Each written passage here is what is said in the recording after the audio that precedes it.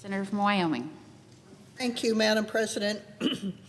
I rise to support common sense legislation that will bring transparency and accountability to the Federal Reserve Board and Consumer Financial Protection Bureau.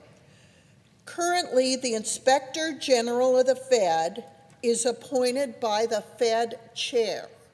This is highly unusual, and it means that the Inspector General has no independence from the management of the Fed and is susceptible to influence.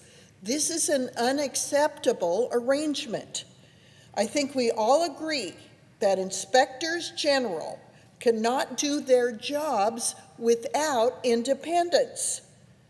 Democrats who are objecting to this common sense legislation today have made Inspector General independence a priority for years, and rightfully so, until today. Think about that. Democrats are saying they are okay with being complicit in the mismanagement of the Fed that we are seeing today. We're witnessing unprecedented mismanagement of the Fed. The Fed overrun, and it was just discussed by my colleague from Ohio, it's overrun its budget for its building renovation by at least $700 million, and Chair Powell appointed the Inspector General, who is now tasked with examining this fiasco.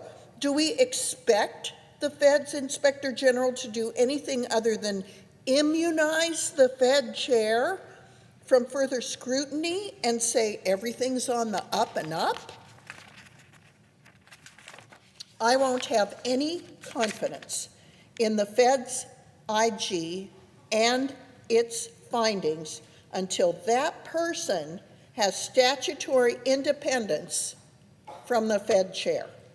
The Federal Reserve has grown too powerful, too insulated, too comfortable, and they are operating in the shadows.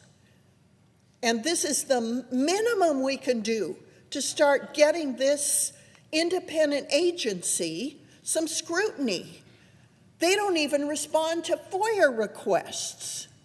You can't get an answer. That place is whack-a-mole. If you try to talk to the Fed Chair about something, they'll put it on the Vice Chair for Banking Supervision, who will put it on the presidents of the Federal Reserve Banks, who put it back on the White House, who put it back on bank supervision, who put it on the lawyer for bank supervision.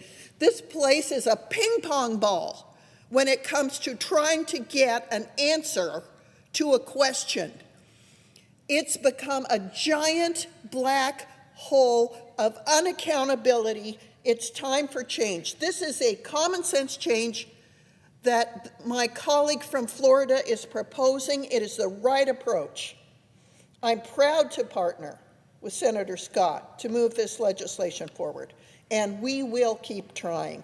Thank you to the gentleman from Florida for his tireless advocacy for common sense. And thank you, Madam President. I yield back.